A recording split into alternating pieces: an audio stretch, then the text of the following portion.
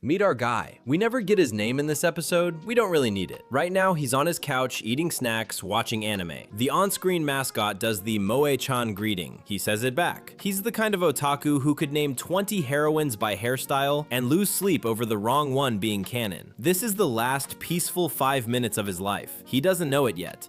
We open on a strange auction, souls about to be reincarnated going one at a time with the clinical efficiency of a customs office. Currently up, a guy who blew his first reincarnation. He gets bumped down to microorganism Pedro. Next item, our guy, fresh off the bench, direct from Earth. The room reacts like he just walked into a wedding without an invite. Irregular, irregular, irregular. He looks up. There she is, the goddess. She rolls back the tape. Turns out our boy died in the single most badly written sequence in human history. He left the house to see his girlfriend. Bear attack. Wandered onto a construction site in a costume. Explosion. Stepped on a buried bomb. Got chased by Yakuza at the train station. Tackled an important person. Got hit by a truck. Then a meteor finished the job. The goddess asks with genuine curiosity if he is a professional comedian. The goddess explains the system. She isn't just reincarnating him, there's a whole catalog. Pick a destination, there are wait times. Good worlds with Chad protagonists are popular. Demand massively exceeds supply. The wait for Isekai hero with harem and happy ending is approximately 50,000 years. The wait for village NPC who repeats one line is 500. Even generic peasant is more popular than he expected. Humanity is in trouble. She offers the bargain bin. Hero who gets laughed at by everyone forever, 5 minutes. Demon King who gets laughed at by everyone forever, 8 minutes. Demon King is more popular than Hero, which our boy finds personally insulting. There's also a new trend, reincarnating as inanimate objects. The hero's sword, the hero's shield, the hero's bow. A niche but growing market. The afterlife has reached its franchise era. He thinks, he weighs, he arrives at the optimal answer. He wants the Chad hero life, good world, harem ending, cheat skills, but he refuses to wait 50,000 years, so he requests the bargain shortcut. He would like to be reincarnated, please, as the Chad hero's rib. The goddess pauses. She asks him to please clarify. He clarifies. He wants to be the rib so the harem girls touch him every day. He is dead serious. The goddess processes this for a full 3 seconds. She asks if he is perhaps equipped with whole body erogenous zones. He confirms, professionally. She accepts. A door opens. She wishes him good luck. He notes that no woman has ever said that to him in his entire life. He disappears through the door. He is fully prepared to live the Chad's life from inside the Chad skeleton. Cut. He's back. The goddess is unsurprised. He insists, actually, the reincarnation went pretty well. She asks why, in that case, he is currently standing in front of her again. He admits, technically, his reincarnation ended. She pulls out a crystal and cues up the entire alternate life he just lived as a single bone. She does not look thrilled about watching this. Inside the hero's body, things go great at first. Harem in full swing, adventures, victories. Then comes the 21st rejection scene. The hero turns away yet another devoted heroine. The rib, meaning our protagonist, watching this from inside the hero's chest, falls in love. He whispers it out loud. I love you. The heroine hears it. The hero hears it. Both panic. The hero traces the source. The hero has a problem. The hero, without hesitation, performs surgery on himself and removes the offending rib. 11th from the right, our boy. The hero is unbothered. The rib lands on the ground. And then, by some pun-related divine logic, the rib transforms into a brand new hero, Adam and Eve style. So now there are 2 heroes. Another rib comes off. 3, then 4, then 23. The world is officially overstocked on heroes. A tournament begins. 23 rib heroes battle for the title. The 5th right rib and the 7th left rib split a planet in half. The 10th left rib creates puppet heroes from his own bones. The 9th right rib and the 2nd left rib fall in love mid-bracket. Total chaos. Eventually, the 3rd left rib pulls off something he literally names the rib miracle. Every hero in the tournament collapses back into broken bone fragments, including our protagonist. The heroines bury the bones. Our protagonist alone gets spared. A catgirl heroine picks him up and uses him as a chew toy for several happy years.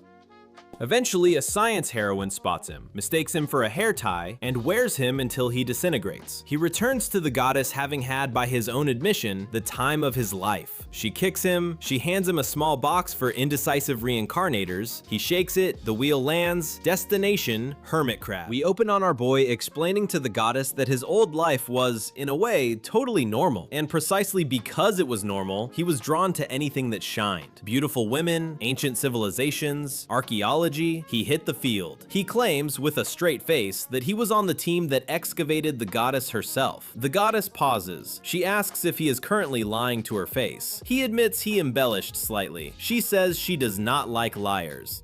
Back to business. He asks the goddess what his affection rating is on a 100-point scale. She says 95. He hits her with one rehearsed compliment and watches the number climb to 96. He keeps going. He's at 98 in under a minute. He asks, casually, what happens if he hits 100? She explains perfectly cheerfully that maximum affection means she taxidermies him and uses him as interior decor. He stops talking immediately. Anyway, hermit crab. The goddess confirms the monster version is taken, but the regular one is open. She adds a few options so he doesn't immediately become food. Door opens. He hatches. Most of his siblings are immediately eaten. He is not. A passing hero named Lights and Bell finds him on the beach and bonds with him because the goddess threw in a hero bond perk. The hero looks down at his new fated companion. He asks, with growing concern, why his sidekick is a hermit crab. The goddess's next perk activates, Strongest Weapon. Our boy can now split mountains, divide seas, and tear clouds. The hero stops mid-attack and asks, again, why his strongest weapon is a hermit crab. He tries to discard him. The crab is cursed and stuck. He releases him into the sea instead. Our boy washes up at a temple, befriends the sea goddess Atocha, makes the temple their love nest, and takes the right eye of a guardian named Leviathan on the way in. He gets badly hurt. A passing red salmon sunbathing on the beach saves him. Yes, a red salmon. The goddess interrupts to point out this has gone from fantasy to surreal in one frame. He trains under the salmon. He masters something called the Forbidden Purgatory Flame Thunder Dark Kick, which the goddess notes is impressively choreographed for a fish. Then the original hero dies off screen. The hermit crab inherits the mission to defeat Glass Ray, Dark Lord of Purgatory. He finishes him with the salmon's signature move. World saved. Our boy returns to the surface to claim hero status. The kingdom takes one look at him and refuses. He is a hermit crab. He dies of old age unrecognized, still in love. He returns to the goddess with a single canned red salmon as a souvenir. She is touched. She is also at 100 affection. The taxidermy needles come out. He realizes too late and tries to negotiate. He fails. Cut. He respawns in human form. He notes with surprising honesty that even while taxidermied, he was somehow conscious enough to listen to the goddess undressing through the wall. He attempts to admit this is perhaps creepy. The goddess attempts to liquefy him with her bare hands. They agree to move on quickly to the next reincarnation. He picks his next form, the right door of the demon castle. The goddess pauses for clarification. He says he has theories. He requests auto door as a perk. She declines. They reuse the same animated door from the previous reincarnation because, the goddess explains, the anime industry has a serious staffing shortage. He nods at the meta humor and walks through. On the demon side, he immediately starts strategically opening on top of demon army officers as they walk past. Undefeated general, door. Sneeze-prone lion-type officer, door. The entire mid-level command of the demon army gets crushed by their own front door over a period of months. The demon army has a perk that makes them never distrust doors. They don't. They keep walking under it. Casualty count climbs. The hero arrives, a guy whose name is several syllables of nonsense, and storms the throne room. The Demon King has an infinite growth skill. Every wound makes him stronger. The hero is in real trouble. Then the door behind him, the left door, also a reincarnator, also self-aware, opens fire with battle magic. Our boy, the right door, is now locked into a four-way fight that is mostly two doors yelling at each other while the hero dies in the middle. Eventually, the hero scrapes out a win. Demon King dies, castle still standing. 12 uniquely designed heroines materialize from off-screen to celebrate, including, of course, one cat girl. Our boy, a sentient door with a documented cat allergy, sneezes hard enough to slam himself into another heroine, which detonates the celebration into a small civil war. The demon castle collapses. His identity as the right door evaporates. He dies again. He returns. Souvenir for the goddess, the demon castle's left door, helpfully repurposed into a table. The goddess actually approves of the upcycling. They sit down at the new table for dinner. He makes her curry fried rice. He offers to cook for her every day. She caps it at once a week. He accepts. He notes internally that this is the closest he has ever been to a real relationship. Cold open. Cut to a completely different room where a council of other gods is discussing our boy. The eldest explains they all need to evolve their worlds, and the easiest way is to drop reincarnators into them like sand into oysters. He glances at our boy's case. He decides it's so irregular it might break the destination world. He decides to keep watching. He also asks the table if anyone has tried the canned red salmon from last episode. Two gods raise their hands. They want some.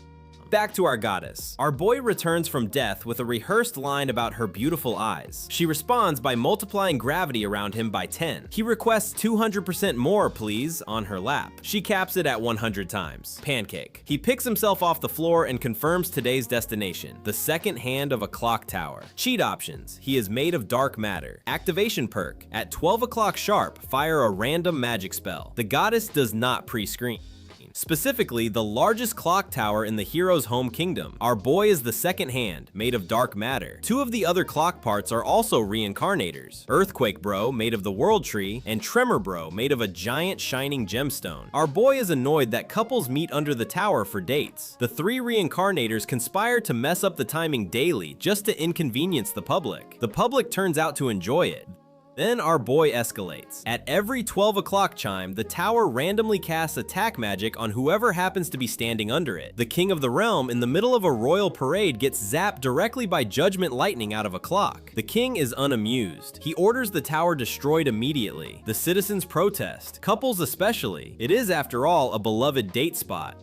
The hero leads the protest, blade in hand. The king, who cannot say no to the hero, abandons the destruction order, but also tasks the hero with figuring out why the clock is firing magic. The hero applies his celebrated intellect and identifies correctly that there is a reincarnator inside the clock. He identifies the wrong one. Earthquake Bro gets uninstalled. Our boy looks innocent.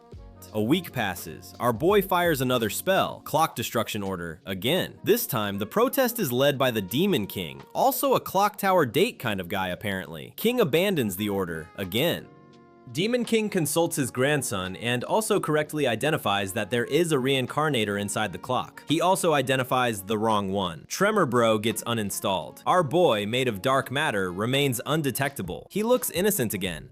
Round 3. The protest is led by a guy named Tanaka, a random citizen the king keeps bowing to for reasons left unexplained. Tanaka is unfortunately also a reincarnator, also not normal, and also someone the clock has been hitting on purpose for weeks because he enjoys it. Then the actual demon army attacks the city. Our boy retaliates with a healing meteor shower in the shape of cute animals. The demons are repelled. The hero and Tanaka die in the chaos.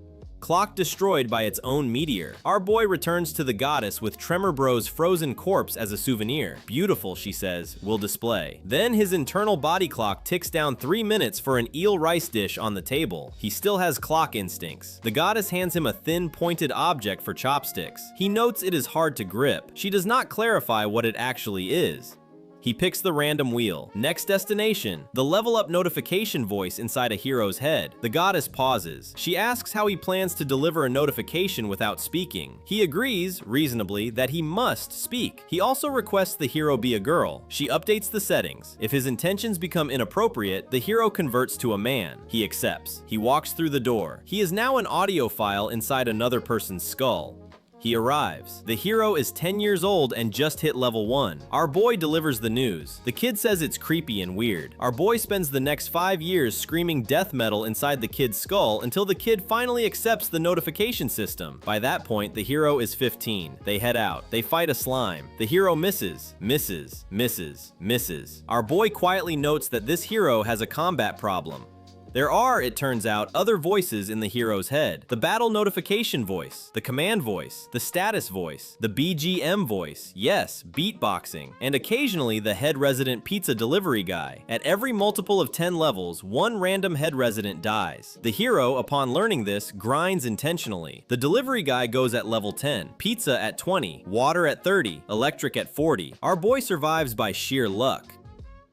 The hero eventually figures out he can enter his own brain and attack the voices directly. Most of our boy's co-workers die. Our boy survives by being level 80 himself. Experience points get distributed to all head residents. The hero teams up with a demon king to finish the job. Our boy gets beat down 100 times. Eventually, the hero discovers a settings menu and turns notifications off. Our boy lives out the rest of the hero's life unheard. Returns with a gift card. Cold open. Today is different. The goddess is, by her own admission, in the middle of one of her recurring people loneliness attacks. She is gripping our boy and demanding, with frightening sincerity, that he hug her. She is calling him Namiya-chan. He is not Namiya-chan. She is improvising an entire romance scene that he has no script for. Then she calmly explains that after the attack passes, she will repeatedly kill him until his memory of the moment is gone. He has approximately 6 seconds to escape. She closes in. He flees. She pursues. He attempts to escape into the next reincarnation. She follows. They argue about whether necktie counts as a meal closer. He prefers udon. She demands physical contact. He insists, professionally, that he respectfully declines. He requests the random wheel of destinations and shakes it himself. The wheel lands. Today he is going to be a tomato. He dives through the door before she can correct his form. He arrives as a single tomato, determined. He proclaims to no one that he will be the tomato that defeats the Demon King. He calls out for allies. He gets no answers from passing humans. A wandering night watchman finally hears him, an old man, semi-spiritual, possibly haunted. He recruits him. The visual is concerning. The goddess asks for details. He admits briefly that there were ethical compromises involved in making the old man into a pretty boy. The old man becomes the Onion Warrior. Specialty, making opponents cry. From Awaji, the goddess accepts this with the tired patience of a customer service rep. Their first enemy is a literal cook-san who tries to fry them. Tomato Hero retaliates and seals the cook's soul into a nearby eggplant. The party gains an eggplant. The goddess notes ominously that today's souvenir on the table is, in fact, half an eggplant. The party grows. Pakuchi Knight, Cucumber Samurai, Cabbage Gladiator, all picked up via the same questionable soul transfer mechanic. The goddess starts naming them off the table. Yes, she's been displaying the souvenirs the whole time. Yes, she still asks if they are edible. By the time the party reaches the demon castle, most of them have been eaten, picked off, or sauteed. 4 survive: the Onion Warrior, the Tofu Martial Artist, the Original Watchman, and the Evil Flow God, Baharumetia. The goddess asks for power level stats. The evil flow god Baharumetia is level 72. The tofu martial artist is 92. The onion warrior is 98. Maximum level in this world is 99. The night watchman onion is 1 off cap. Our tomato hero himself, thanks to a limit break option, is level 872. The goddess observes dryly that an onion just below cap is stronger than the evil flow god himself. Final boss. Demon King Jagai Modia, swordsman, wields a time-space cutting blade. He is, our tomato hero quietly confesses, also the guy from the bar he was buddies with last week. The Demon King is furious, not for any of the killings, but for stealing Baharumetia by feeding him eggplant. The tofu martial artist blocks the Demon King's blade with his own body. The blade can split space-time. It cannot split tofu. The onion warrior blinds him with a paper theater performance. Baharumetia incinerates the rest. World saved. Tomato Hero is buried in a field and quietly grown for generations under the name Hero Tomato, which is also why there is no tomato souvenir on the table. He returns to the goddess. He hopes very politely that she has calmed down. She lunges for a hug. The attack is still in progress. He dies again instantly as one does. She agrees to behave just long enough to send him through the next door. He picks a treasure chest lock. The goddess approves the inanimate object choice. He requests electric trap options. She declines, citing that locks are defensive equipment by definition. He notes he intends to bring back the chest contents as a souvenir. He hatches as a 20 yen cheap lock attached to a holy temple's grand treasure chest. The chest contents: 1 Demon King. The Demon King's name is Specious. He was sealed in this box for trying to destroy the world, which he insists was unfair because his original crime was somebody putting lemon juice on his karage. Our lock, listening to this story, develops genuine sympathy. He recommends Specious try red salmon when it is in season. The Demon King sneers at being addressed by a lock. Our lock retaliates by casting a lemon juice spell directly into the chest. Then Tempura oil spell. The chest catches fire. The priests of the temple are alarmed. They reinforce the seals. The fire intensifies. Then an old man arrives at the chest carrying a comically oversized key. He turns out to be one of the original gods. He opens the chest, finds Specious still defiant despite captivity, and unsheathes a holy greatsword to personally finish him off. The holy greatsword is, by visual confirmation, sized for cinematic embarrassment. Twist, the chest was also a reincarnator. The chest had an electric option. As the old man god draws his sword, the chest discharges. The god takes the entire current and goes down on the spot. So does Demon King Specious, still inside. Both die in the same frame. The chest transforms into a hero robot. World saved. Peace returns. Our Locke returns to the goddess with the chest contents. As a souvenir, she immediately makes him return. Cold open. The goddess receives a letter from Tanaka. Yes, the pain-loving regular guy from a few episodes back who reincarnated into another world without anyone's permission. He has been searching for his lost lover across multiple reincarnations. He has, by accident, brought peace to 3 separate worlds in the process. He has also been operating a getting beaten up activity hub in his current world. Our boy quietly congratulates Tanaka for being a more romantic person than he himself will ever be. Back to business. The goddess notes our boy has been gaining weight. She prescribes him olive oil, 1 teaspoon a day, scaled up to the entire bottle, taken in one sitting immediately. He chokes it down. She then explains that going forward, when his weight drops, hers drops too. He calls this an easy diet. She makes him run on a treadmill while delivering his report. He picks his next reincarnation, the string on a secret ninja scroll, inanimate. The goddess accepts on autopilot.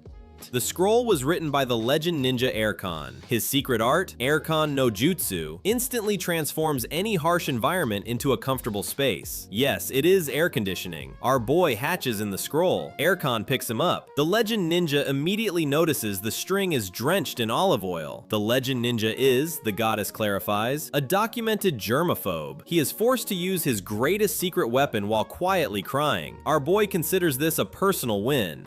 Time skip, 100 years. The world has frozen into an ice age. A lone pretty boy ninja named Felix arrives at the legendary ninja village in search of the scroll. The village protects its secrets through a forbidden jutsu that involves attaching everything in town to a doorknob. Every door, every drawer, every wall. Felix electrocutes himself trying to grab one. The villagers helpfully offer to sell him conductivity gloves at a reasonable market price. Felix gives up on diplomacy and kicks through every door in the village, declaring open war on the entire ninja community on his way to the scroll cave. He arrives. He grabs our boy. Our boy slips out of his grip because Felix is, again, too pretty and our boy has standards. Felix retaliates with an olive oil attack. Our boy multiplies. Eventually, after considerable struggle, Felix removes the scroll's string. He learns Aircon no Jutsu. The world is stabilized at 18 degrees forever. He returns to the goddess with souvenir smartphone gloves. He is still at 27 kilometers on the treadmill. She informs him this is, in fact, a full marathon, and he has another 15 kilometers to go. He keeps running. Then a delivery arrives at the door. A beautifully tailored kimono. Sender unknown. The goddess notes that the other gods normally send her paper knife letters, not gifts. Somebody is plotting. They both squint at the kimono. She agrees to put it aside. Next reincarnation. He requests a living being this time. He spins. The result? He is to be reincarnated as the awkward atmosphere felt by a single man sitting alone in a castle where couples are kissing. He pauses. He understands this atmosphere personally. He has felt it many times. He goes in without further questions. He arrives. He tries to help. First experiment, playing samba as background music to diffuse the awkwardness. The lone man at the table feels awkward instantly. He escalates to sparkle effects. The lone man is now actively miserable. Our boy abandons mitigation efforts entirely and shifts career goals. He decides he is instead in show business. The hero arrives. The hero is fighting his very first slime. The slime turns out to be his childhood pet. Our boy whispers this into his ear at exactly the wrong moment. The hero short circuits into a stand-up routine about the situation. The audience laughs. The hero, deeply moved by accidental comedy, decides to become a professional comedian. Our boy decides to fully sponsor this career pivot. The hero takes the stage name Hero Jealousy Oku, born to be a comedian. He hires a permanent couple to follow him around, specifically the type that enjoys publicly displaying affection in front of singles, so that our boy, the awkward atmosphere itself, will manifest in his vicinity on cue. Our boy is now a paid asset on retainer. The hero hits superstar status. Children imitate him, old people imitate him. A rival appears, Demon King Gyaku, also a single demon king who always wanted to be a comedian, also requires a couple in his sightline at all times. The two launch into the world's first hero versus demon king comedy duel, scored by cushion stacking. The cushions pile higher than the throne room. Both performers are using world-ending levels of comedic precision. Hero Jealousy Oku unveils his new material, Mulpo Hechokten, which the goddess informs us is too powerful to display on regular broadcast. The clip is available only on the limited Blu-ray box. The hero wins. World peace returns. Then the contracted couple gets in a fight after the man eats pork kimchi and refuses to brush his teeth. The couple breaks up. Without a couple in the frame, our boy ceases to exist. Cold open. The goddess is, for reasons of her own, in the middle of solo karaoke when our boy walks in. He listens for approximately 3 seconds. She turns to him with the dead-eyed warmth of a friend caught singing alone and proposes tearing off both his ears as compensation for having heard her, and then, alternatively, doing a duet with her. He declines. She kills him with a wave of her hand. Reincarnation cue, please. Back at the desk, the goddess has a confession. The other gods have been keeping a list. His reincarnations are on it. So far, he has murdered demon kings, murdered heroes, married fish, and turned national clock towers into casinos. The other gods preferred something more dignified. They want drama. The goddess tells him, point blank, to go in there and do something dramatic. He requests an explosive item. She suggests dynamite. He suggests TNT. They shake the wheel. He returns. He failed. The goddess asks what explosive he became. Banana peel. She makes him repeat it. Banana peel. The mechanism, when a happy couple, a so-called real couple, steps on him and slips, they explode. Specifically into bakuretsu hair, afro. He lands on the ground. A single woman named Ichera, a self-declared non-couple person, picks him up and tests by stomping. She does not explode. She is, the goddess clarifies, also a demon king.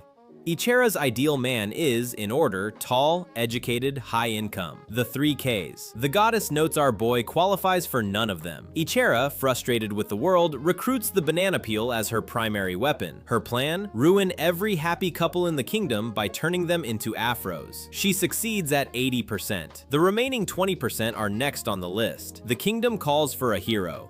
The hero arrives. He spots Ichera. He charges. Our banana peel slides under his foot at the critical moment. The hero, also single, also non-couple, does not explode. He just falls. A nearby greengrocer becomes a Gekiga-style serious art character. The hero's spells slip on our boy too. Each slipping spell turns another nearby old man into a macho bodybuilder.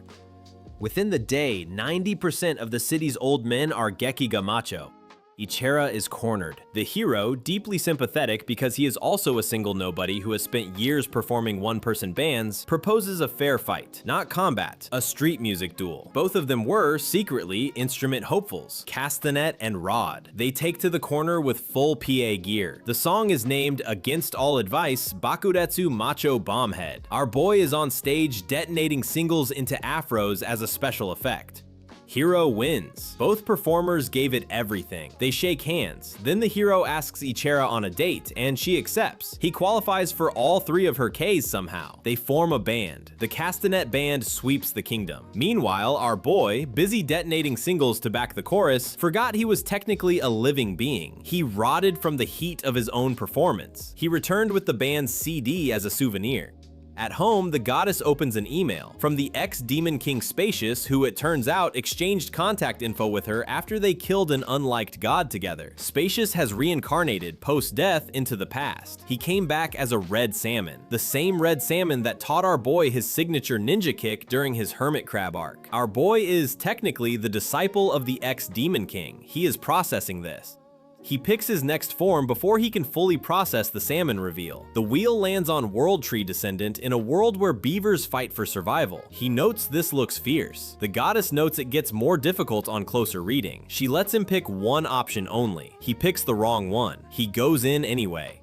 He arrives. His father is the World Tree, Yugdra Castle. His siblings are an entire forest. He himself is a small offshoot, looking up at his enormous tree father, mildly emotional. Then a beaver army shows up. The beavers walk on 2 legs. The beavers wear modern military gear. The beavers have advanced language and high learning ability. The beavers are organized like an actual army, armed with real artillery. They start eating his brothers. Our boy retaliates by shouting, 150 decibels, louder than a jet. Several of his own allies pass out from the noise. The beavers are unaffected. They keep eating his family. Eventually, his defenses fall. Then he remembers, because of his one chosen option, he has feet. The tree has feet. The World Tree's family asks him with deeply complicated gratitude to end this war himself, because he has feet. And he is loud. He walks to the beaver capital, Damue. The beaver king is named Arenomaka. He challenges our boy to a shout and dance duel. The duel is destructive and aesthetically humiliating. Our boy wins. Arenomaka agrees to stop eating the world in exchange for keeping his dams. Beavers are still beavers. Our boy, unable to face his surviving brothers, asks Arenomaka to end his life as building material. He returns to the goddess with a sapling and tries to plant it in her hair. Cold open. Massive lore drop. Once upon a multiverse, the universe was losing balance because certain gods had badly evolved their assigned worlds. Enter the goddess of eradication. Her job was to purge underperforming gods, strip their rank, seal their souls into the quasar of sealing, move on. Failed gods worshipped her in terror. Successful gods feared promotion. She was the universe's pruning shears. It was, the narrator clarifies, a very long time ago. He returns. He failed. The goddess asks what he became this time. The only torch on the wall of the dungeon containing the hero's sealed sword, a high difficulty tower. The torch had a slide-on walls option, which he used to map the entire dungeon and also kill every monster out of boredom. He notes, helpfully, that the hero's sword next to him is also a reincarnator. Inanimate objects are trendy now. The hero's party arrives. Hero, warrior, martial artist, knight. A 4-person band of overconfident protagonists. Our torch greets them and recommends they get trained first since the dungeon is now monster-free. They listen to him. The torch trains them. Months pass. They emerge as a coordinated, fully geared, lethal team. The goddess accepts that this party took strategic advice from a torch. Final floor. The team is at full power. Then the martial artist arrives separately, looking, as the goddess notes, suspiciously over 4 meters tall. Turns out the party left him as decoy bait at the 37th floor's golem boss months ago. He fused with the grapeskin golem in his rage. He clawed his way back up here on his own. He is here for revenge. He plans to murder all of them and our torch. The fight begins. Our torch, in panic, sprouts arms, grabs the hero's sword, and starts swinging. He realizes mid-swing that he is no longer attached to the wall. The slide-on walls option does not extend to active combat. He self-destructs on the spot. Then his phone buzzes. Tanaka-san is at the bar in the previous dungeon world. Lemon sour on the house. He is cordially invited. Next pick, pillow cover of a wandering female adventurer named Rail Heyo. The goddess immediately catalogs the implied creep factor. He reports back. Yes, Rail Heyo snores. Yes, she drools. Yes, he was, however, very pleased with the smell of her freshly washed hair, which the goddess identifies as the precise definition of pinpoint luxury pervert. She has done the math on him by now. He starts whispering to Rail Heyo in her sleep. She is, very reasonably, terrified of the talking pillow cover. After several rashes from drinking too much in horror, she finally listens. He sends her into a special dream space where Master Beniko and Tanaka-san train her. She emerges with unlocked cerebral potential, sprints back to the dungeon, and clears it in record time. The skipping habit, he admits, is contagious. She faces the final guardian, same martial artist, bigger now. She is offered a wish-granting star. She faints, mostly from the fact that the pillow cover keeps talking. Our boy, listening in, notes that he was already cleared by the previous hero, so the wish is his. He uses it to request, sincerely, a drinking party with the goddess herself. The goddess takes 1 million volts of caffeinated lemon sour on the chin.